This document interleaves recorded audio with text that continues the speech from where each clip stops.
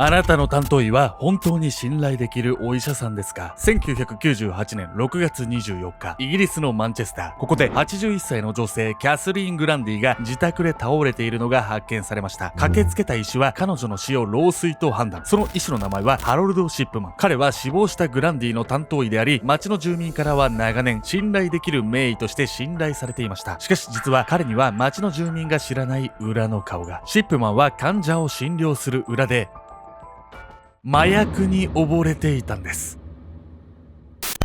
215人の殺害容疑をかけられた市民から信頼のあったはずの医者。彼は信頼の裏で一体何に手を染めていたのか。それは28年にもわたり行われてきた禁断の医療行為でした。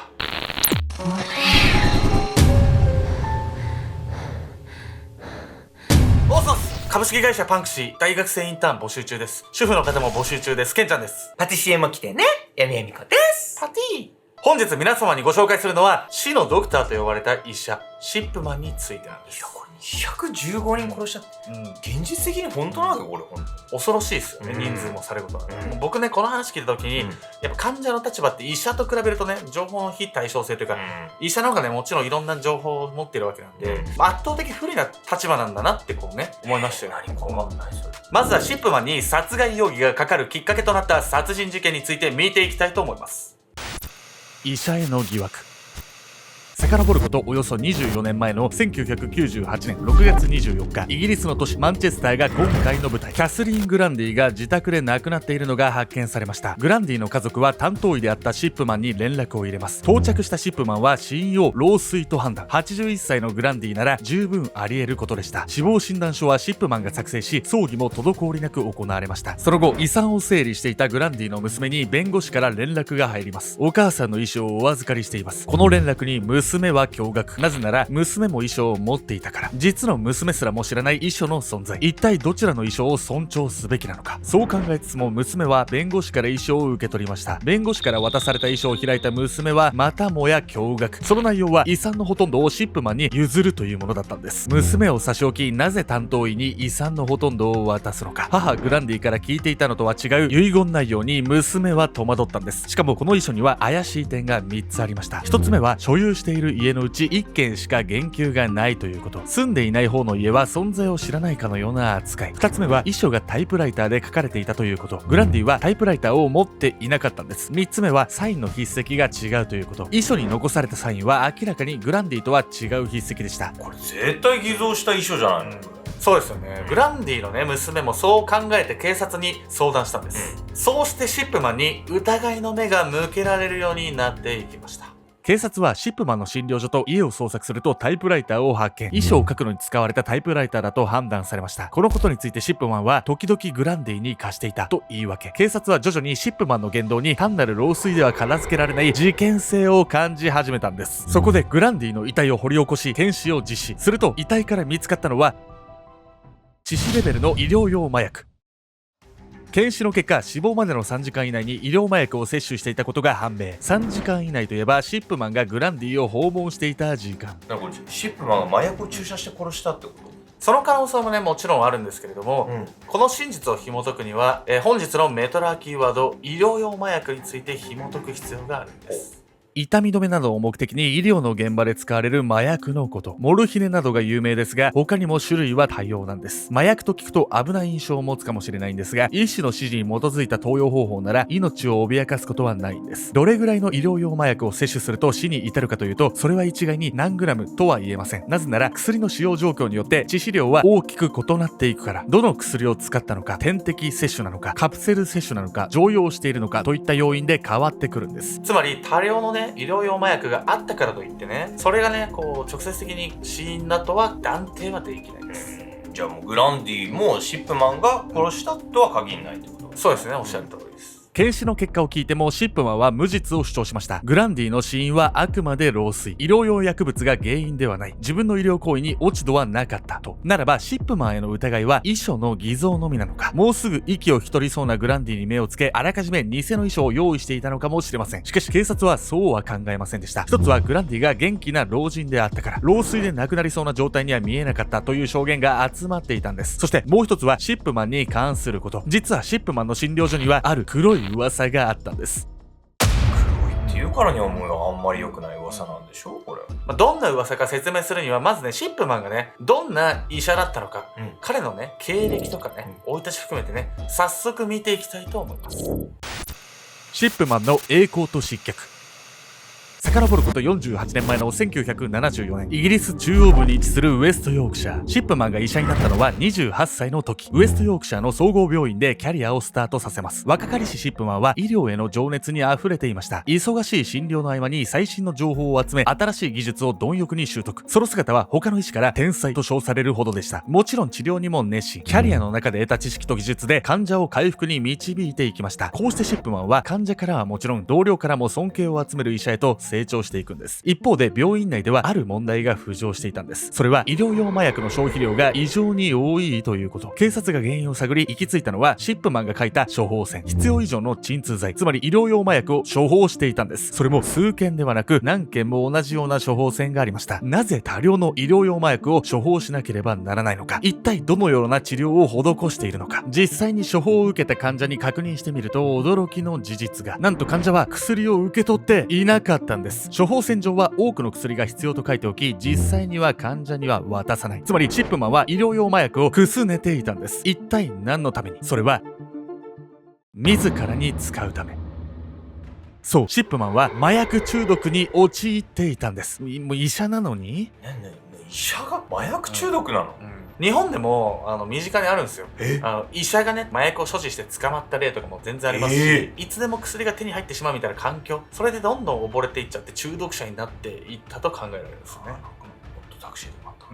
医療用麻薬を横領していたことが判明し、シップマンは病院をクビになります。だろうな。さらには処方箋詐欺により有罪判決を受けます。幸い罰は少額の罰金で済んだんです。そして医師免許の剥奪も免れました。シップマンは医者として復活するため薬物のリハビリに通い始めるんです。そして31歳の時にハイドにある病院で社会復帰を果たしました。もともといたウエストヨークシャーを選ばなかったのは過去の罪を伏せるため。一度は全てを失ったシップマンでしたが、かつてのように精力的に働き、ここでも良き医者として名を馳せるんです。その働きぶりのおかげで47歳で独立すると個人委員は繁盛。シップマンは麻薬中毒を乗り越え再び医者として成功したんです。しかし時を経るにつれある疑惑が持たれるように。なぜかシップマンの患者は他の医院に比べ死亡率が高いんです。その数なんと3倍に。怖すぎでしょこれ。そして亡くなる患者には4つの傾向がありました。1つ目、高齢女性が多い。2つ目、心筋梗塞または心臓発作の死因が多い。3つ目、乱れた様子もなく静かに亡くなっている。4つ目、火葬されている遺体が多い。しかもこの傾向には矛盾している点があるんです。それは遺体に乱れた様子がないということ。心筋梗塞や心臓発作ならば苦しさで暴れるはずなんです。火葬されている遺体が多いというのも不可解。なぜならイギリスにおいて葬儀の方法は埋葬が基本。許可がないと火葬にはできないんです。ではなぜわざわざ火葬にするのでしょうか。遺体を燃やすことで隠したい何かがあるのでしょうか。最初にこの違和感に気がついたのは地元の葬儀業者でした。葬儀業者は知り合いの医者に相談し、極秘にシップマンを調査、そして警察にその内容を提出したんです。しかし調査内容を読んだ警察は何もすることはありませんでした。もうなんで？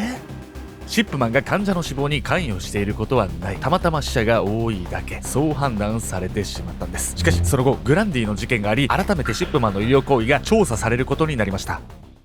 ここでもし警察が捜査乗り出してなかったらグランディは知らなくてもよかったのかしら。どうでしょうかっていうところで、シップマンのね、仕業なのかグランディの老衰なのかっていうのはまだこれだと分かんないです。どっちなの？果たしてね、シップマンは黒なのか白なのか、その後の捜査を見ていきたいと思います。疑惑の真相。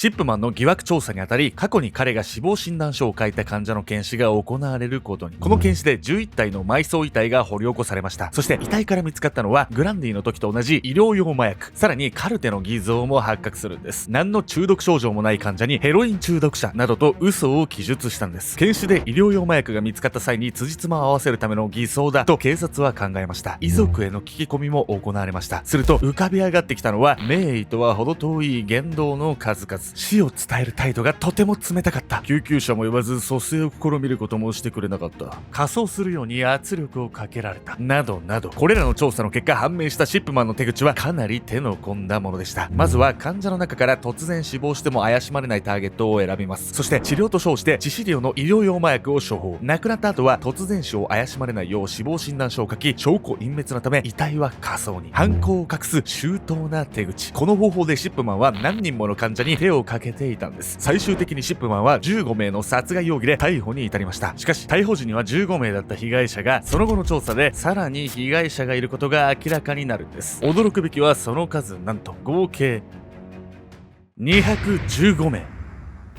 さらに疑わしい案件も入れると被害者は493名にも及ぶんです。215名の犠牲者のうち男性が44名、女性が171名で 80% が高齢者。半分以上を高齢女性が占めていることになり、シップマンがいかにターゲットを選定していたのかが見て取れるんです。逮捕の翌年から裁判が始まるんですが、シップマンは一貫して無実を主張。殺害及び医療記録の改ざんを否定し、適切な医療行為だったと言い続けたんです。そして逮捕から2年後、シップマン54歳の時、陪審員による判決は終身刑でした。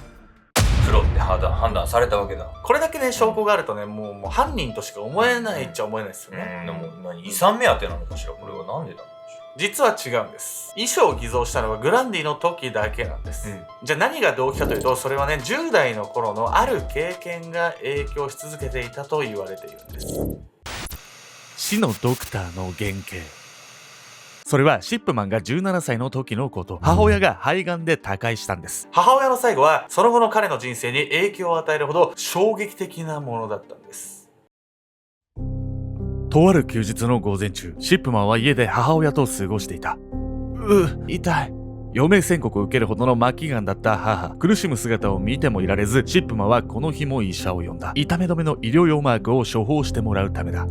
ママ、もう大丈夫だよ。その後、薬の効果で痛みが引いたのか、母親はソファーでくつろいでいた。お茶でも入れるよ。ティータイムにしよう。コップを片手に静かに過ぎゆく親子の時間。共に過ごせるのも残りわずかと分かっている二人にはかけがえのない時間。しかし、あまりに静かすぎる。もしや息をしていないのか。ママ、ママ、ママ。しかし、時すでに遅し、母親は帰らぬ人となっていた。息子の隣でコップを持ったまま。自分の隣で母親が死んでたって、どんだけショックなんでしょうね。もう死体も見てるわけだしさ、しかもなんか今のシップマンの殺害手口を彷彿とさせるような死に方よね、これ。やっぱ殺害手口はね、ここからヒントを得たんじゃないかとも思いますよね。後に母親の死がきっかけで医者を目指したと知人に話していたシップマン。母親の死がきっかけというその真意は何なのか。母親を犯した病気をなくしたいと思ったから、治療に尽力してくれる医者の姿に感銘を受けたから、それともあの日の出来事を再現したかったから。不幸なことに再現を試みるチャンスが訪れてしまいます。シップマンは26歳でまだ研修医でした。その日診察を担当したのは脳性麻痺の治療をしている4歳の少女。普段は少女の母がそばについているんですが、その日に限って診察途中で部屋を出て行ってしまったんです。意識のない患者と二人きり。目撃者は誰もいません。そしてシップマンの手元には注射器と医療用麻薬が。こうしてシップマンはその後28年に及び続くことになる最初の犯行に手を染めてしまうんです。研修医時代からやってたのこれ。どこが熱に溢れた医者よ。どこがこの説も警察の考えた仮説でしかなくて、シップマン本人は否定し続けているんです。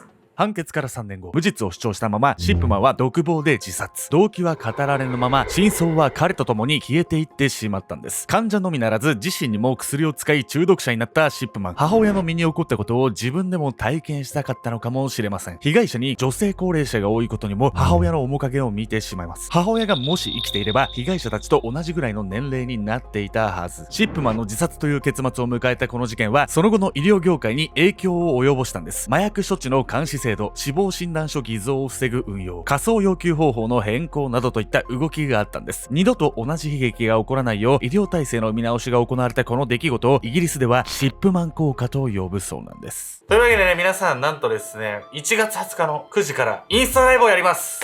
今年一発目ね。こそんなとこないわよ、絶対。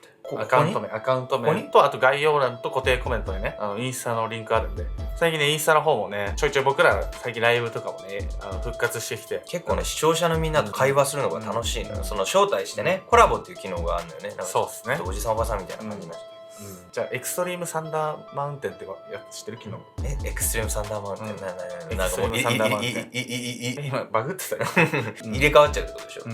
それ君の名は。というわけで、インスタライブで君の名はを放送するんで、よろしくお願いします。はい。嘘なんですけど、はい。